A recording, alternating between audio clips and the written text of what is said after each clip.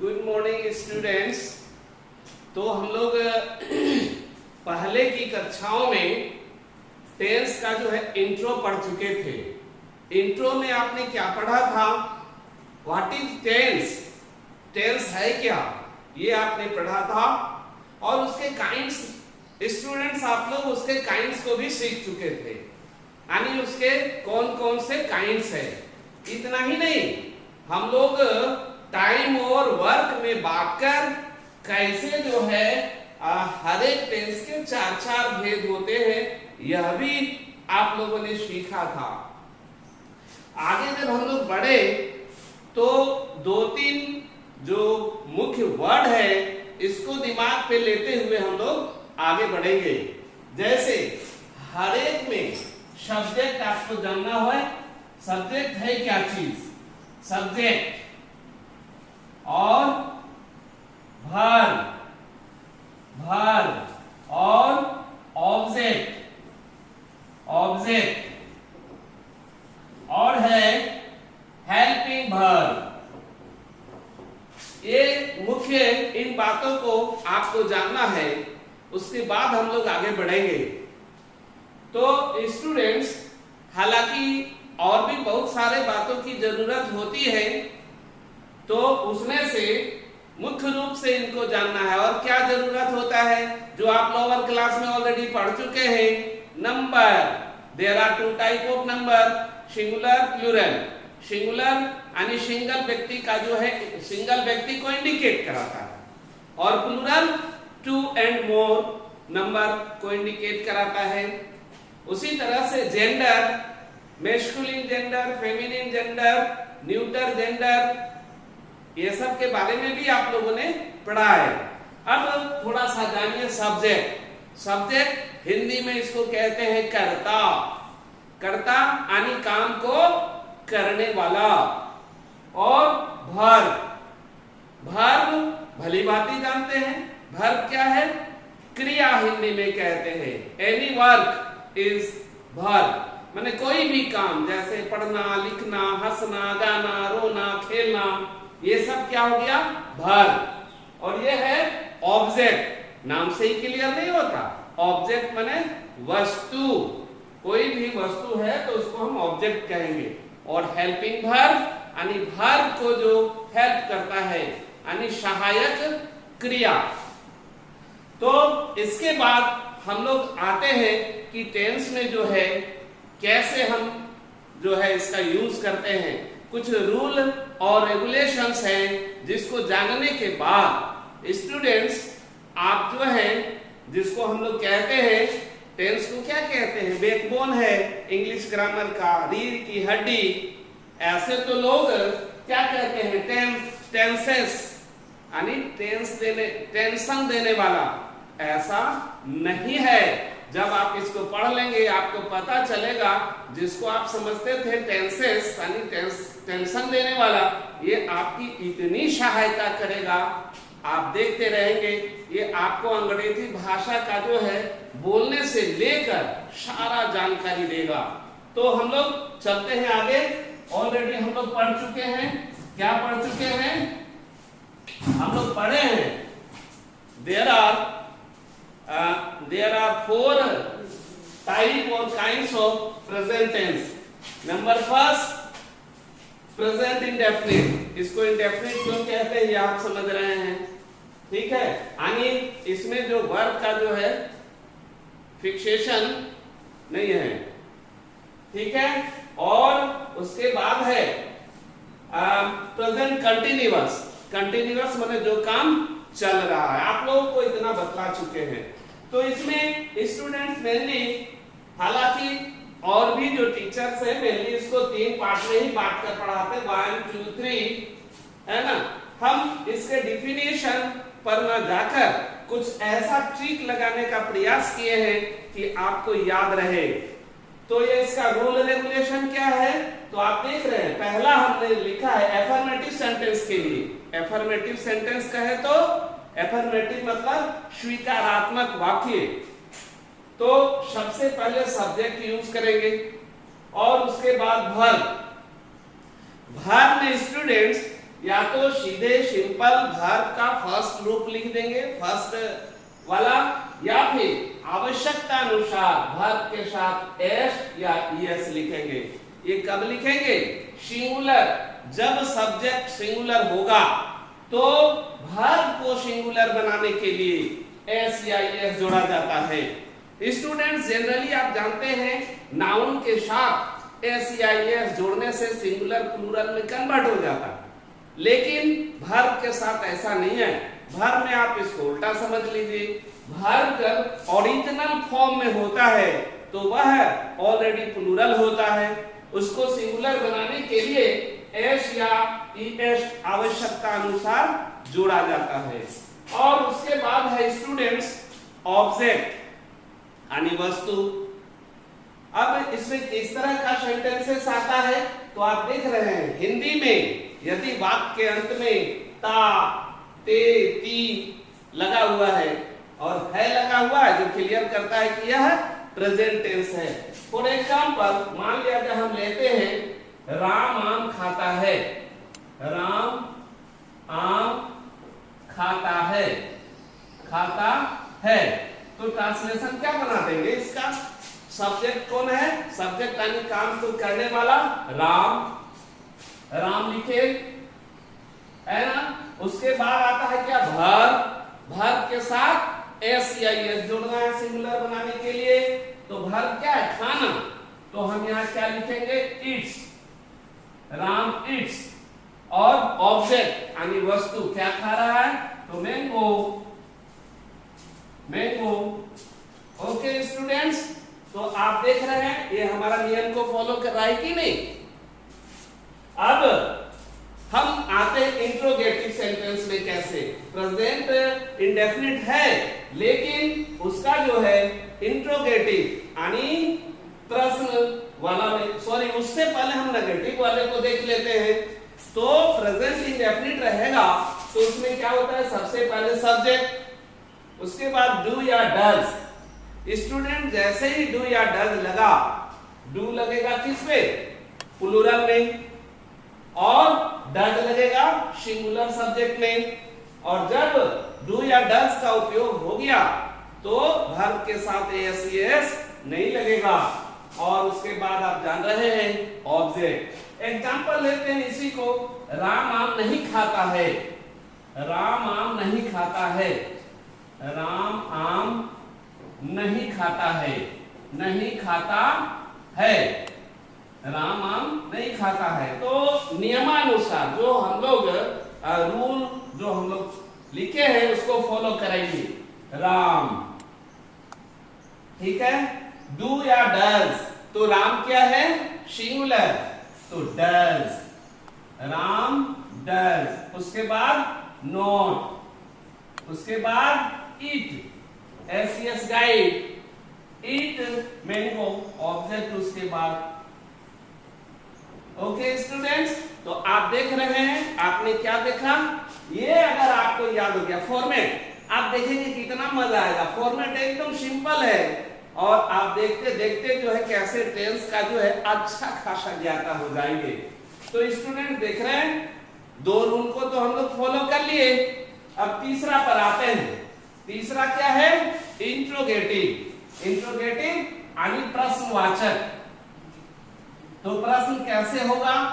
अभी तो हम लोग बात कर रहे थे कि राम आम खाता है या राम आम नहीं खाता है, तो अब इसको क्वेश्चन में कैसे लेंगे? तो क्वेश्चन में लेंगे कि क्या राम आम खाता है? क्या लिखेंगे?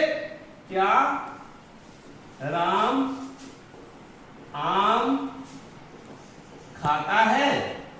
खाता है। अब देखिए क्वेश्चन है तो क्वेश्चन मार्क तो लगना ही है। अब हम लोग रूल को आते हैं, रूल को लेते हैं। क्या? डू या डज। डू या डज को पहले करना है। तो आप यहां देख रहे हैं सिंगुलर है तो डू पहले लगेगा, ये डज लगेगा। तो क्या लिखेंगे? डज राम। स्टूडेंट्स, अभी हम लोग क्या देखे? क्या राम आम खाता है? तो क्या हो जाएगा? Does Ram eat mango? हम लोग नियम को फॉलो किए, कुछ भी नहीं। इंट्रोगेटिव का डू या डज पहले, सब्जेक्ट वर्ब, फिर ऑब्जेक्ट और लास्ट में क्वेश्चन मार्क। अब एक जो हम लिए हैं चौथा, जो अलग से हम अक्सर लिया करते हैं जब भी हम इंग्लिश ग्रामर पढ़ाते हैं, कुछ एक्स्ट्रा डालते ही हैं। हाँ तो स्टूडेंट्स, अगला हम क्या बात कर रहे थे, क्या राम आम नहीं खाता है? तो इसको हम लोग कैसे बनाएंगे? चौथा रूल को लीजिए, does Ram not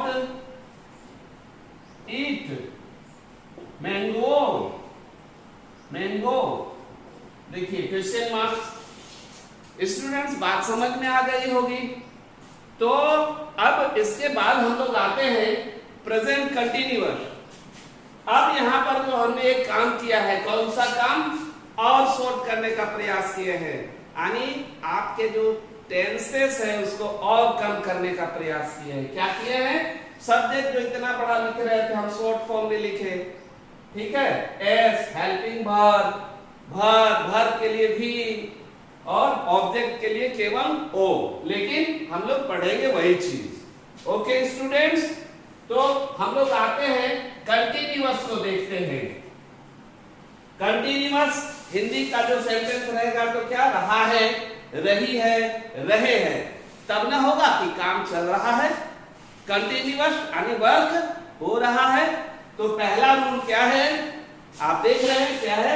subject plus helping verb plus verb plus object. Helping verb में स्टूडेंट्स आप याद रखेंगे इसमें इज, एम, आर, यही तीनों का यूज होगा। किसमें? प्रेजेंट कंटिन्यूअस में। और वर्ब के साथ आईएनजी, कहीं कहीं ग्रामर में लिखा हो रहा था V4, तो V4 का यूज कर रहे हैं। और प्लस ऑब्जेक्ट, ऑब्जेक्ट से परिचित है। एक बार जब वहां समझ गए तो ये आसान हो जाता है। तो स्टूडेंट्स एम कहां लगेगा?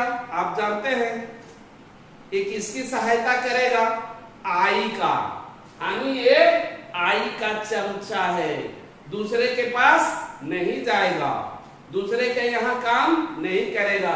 ये आई का बधुआ मजदूर है, दूसरे के यहां नहीं जाएगा, ये जब भी रहेगा तो आई के साथ। तो कंप्लीट।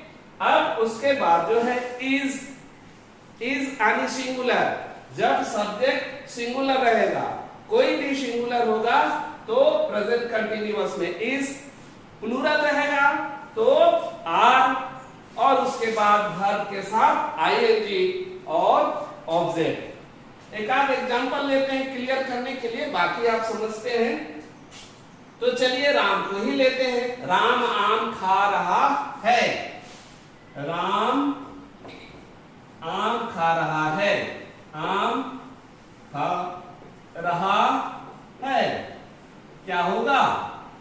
राम सिंगुलर है, is eating, Ram is eating, क्या खा रहा है? Mango, mango. ओके स्टूडेंट्स, देखिए कहीं कोई कठिनाई है? मैं तो कहता हूं इस वीडियो को ढंग से देखिए और अंग्रेजी बोलना प्रारंभ कर दीजिए, क्योंकि हिंदी तो ऑलरेडी बोल ही रहे हैं। चलिए इसके बाद हम लोग आते हैं नेगेटिव में। कुछ नहीं करना, नेगेटिव में क्या? राम आम यहां लगेगा नहीं, नहीं खा रहा है, तो यहां का क्या लगेगा? नॉट। ओके स्टूडेंट्स, राम आम नहीं खा रहा है तो क्या लग जाएगा? Ram is not eating mango. कोई समस्या? कोई समस्या नहीं होगा, मुझे मालूम है आप इतने भी डल माइंडेड नहीं है। चलिए अगला हम ले लेते हैं इंट्रोगेटिव का एक ठो। इंट्रोगेटिव में क्या होता है तो आपको पता है, इंट्रोगेटिव में क्या होता है? क्वेश्चन। तो क्या लिखेंगे? क्या राम आम नहीं खा रहा है? क्या राम आम नहीं खा रहा है? नहीं खा रहा है, तो क्या हो जाएगा? आपको मालूम है हेल्पिंग वर्ब को आगे क्या लगता था? इज, तो इज को आगे ले लेंगे। Is Ram eating mango? Is Ram eating mango? बता दीजिए कहाँ क्या समझ में नहीं आया। मुझे तो लगता है थोड़ी भी आपको समस्या नहीं हुई होगी। ठीक है, अब क्या है अगला यानी तीसरा रूल जो है प्रेजेंट कंटिन्यूअस का, इंट्रोगेटिव क्वेश्चन वाला। सॉरी, अभी तो इंट्रोगेटिव हम लोग लगा लिए हैं, नेगेटिव को छोड़े हुए थे। नेगेटिव तो ऑलरेडी पहले से था, अब इसी को इंट्रोगेटिव नेगेटिव करना रहेगा। तो क्या राम आम, और इसी पे हम लोग इंट्रोगेटिव लगाए थे, इज राम नॉट, यहाँ नहीं लगा हुआ है तो नॉट। और यदि यहां पर रहता क्या राम आम खा रहा है, तो यहां नहीं गए, यहां नोट गए। ओके स्टूडेंट्स, अब हम लोग इसके बाद और दो ठो हमारा टेंस बचा हुआ है, किसका, प्रेजेंट टेंस का, उस पर हम लोग बात कर लेते हैं। स्टूडेंट्स यह भी जटिल नहीं है, जब आप इतना समझ गए तो ये समझना और भी आसान हो जाएगा। कैसे आसान हो जाएगा, तो देखिए कैसे आसान हो जाता है। इसका रूल भी हम लोग जानेंगे, फॉर्मेट जानेंगे, और क्या कहते हैं नियम को भी जानेंगे, और इजी वे में चलते चलते देखते देखते जो है हम लोग इसको कंप्लीट करेंगे स्टूडेंट्स। क्योंकि आप टेंस जान गए मतलब इंग्लिश का जो है बहुत कुछ जान गए। ठीक है, तो स्टूडेंट्स अगला क्या है, प्रेजेंट परफेक्ट। तीसरा प्रेजेंट परफेक्ट, प्रेजेंट परफेक्ट। और प्रेजेंट परफेक्ट में क्या है, कैसे पहचानेंगे, कंप्लीट परफेक्ट 100% वर्क हो चुका है, तो चुका है, चुका है, चुकी है, चुकी है, यही सब रहेगा। इसका फॉर्मेट को स्टूडेंट थोड़ा देखिए, subject plus helping verb. Helping verb में क्या लगेगा, हैज या फिर हैव, और इसमें क्या लगता है, वर्ब का तीसरा फॉर्म और प्लस ऑब्जेक्ट। ये किसमें, एफर्मेटिव में, एफर्मेटिव सेंटेंस का है। तो इसका सेंटेंस यदि हम बात करें तो क्या होगा, उसी को लेते हैं, राम आम खा चुका है, खा चुका है। स्टूडेंट्स क्या होगा, राम आम खा चुका है, तो आप जानते हैं इसी को फॉलो करिए, राम। ओके, और हेल्पिंग वर्ब हैज हैव, अब दो ठो है तो सिंगुलर होगा।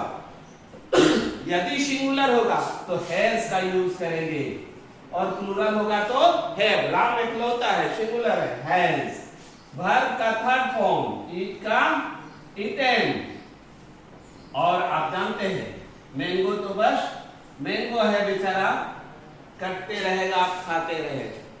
तो ये हो गया, स्टूडेंट समझ रहे हैं।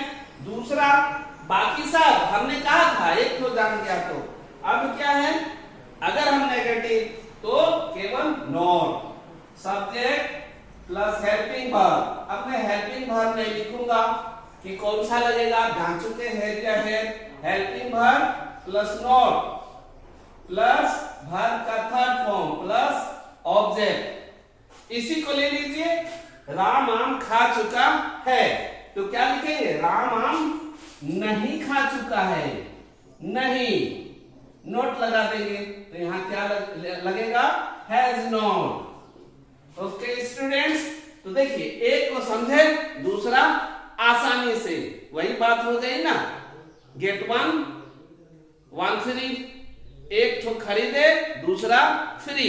अगर एक ठो ध्यान से पढ़ लिए तो दूसरा आपको मुफ्त में समझ में आ जाएगा। स्टूडेंट्स हम लोग जल्दी जल्दी, वीडियो लंबा ना हो ताकि आपको भी टेंशन ना हो, टेंस का टेंशन। तो तीसरा है इंट्रोगेटिव, तो हेल्पिंग वर्ब को आपको पता है, helping verb plus subject plus V3 plus object. यही तो हमने बीते बार में भी किया था, हेल्पिंग वर्ब को आगे लगा दिया, इंट्रोगेटिव बन गया। वाह क्या बात है। तो जैसे क्या राम आम खा चुका है? क्या राम आम खा चुका है? आम खा चुका है, क्या होगा? हेल्पिंग वर्ब को आगे कर दीजिए, हैज राम ईटेन मैंगो। बता दीजिए कहां आपको समस्या होगा। इंट्रोगेटिव क्वेश्चन, क्या राम आम खा चुका है? Question mark. हो गया ना, बहुत जटिल तो है नहीं। और चौथा को बताने की आवश्यकता नहीं, ऑलरेडी आप इतना पढ़ने के बाद आप जान चुके हैं। उसमें करना क्या है, यहां पर केवल नोट लगेगा। फॉर्मेट तो मैं लिख ही देता हूं, helping verb plus subject plus note plus V3 plus object interrogative marks. तो स्टूडेंट्स क्या किए हम लोग, क्या राम आम खा चुका है, तो यहां पर केवल नोट। क्या राम आम नहीं खा चुका है, तो has Ram note eaten mango. Students मैं समझता हूं भली बात ही समझ गए होंगे। अब हमारा चौथा जो है, चौथा क्या है? चौथा है present perfect continuous present perfect continuous दोनों मिला दीजिए, रहा रही भी रहेगा और काम 100% पार। यानी ड्यूरेशन इसमें रहा रही रहेगा और एक टाइम दिया हुआ रहेगा, तो हो गया प्रेजेंट परफेक्ट कंटिन्यूअस। स्टूडेंट्स इसका क्या होगा, सबसे पहले सब्जेक्ट, इसमें हेल्पिंग वर्ब लगेगा। हेल्पिंग वर्ब में हैज या हैव लगबे करेगा, चुका चुकी है, इसमें बीन जुड़ जाएगा, बीन, और प्लस वर्ब के साथ आईएनजी, चूंकि यह भी है, वर्ब के साथ आईएनजी, उसके बाद ऑब्जेक्ट, ठीक है, ऑब्जेक्ट। और यदि टाइम ड्यूरेशन दिया हुआ रहेगा तो सिंस या फोर, सिंस या फोर लगाकर तब ऑब्जेक्ट लिखेंगे, सिंस या फोर। अब यहां दोनों सिंस या फोर क्या है, सिंस जो होता है फिक्स समय के लिए, यदि समय फिक्स हो तो क्या लगता है सिंस, और यदि समय फिक्स स्टार्टिंग पॉइंट पता ना हो तो क्या करेंगे, फोर लगाएंगे। देखिए स्टूडेंट्स, बस मैं बहुत ज्यादा टेंशन नहीं लेना चाहूंगा, इसको समझिए। आज का क्लास खत्म, छुट्टी मनाइए। तो इसका एग्जांपल हम ले सकते हैं, राम, चाहे थोड़ा सा अलग लेते हैं,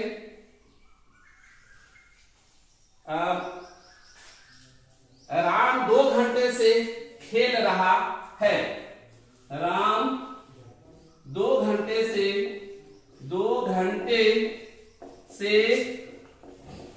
खेल रहा है,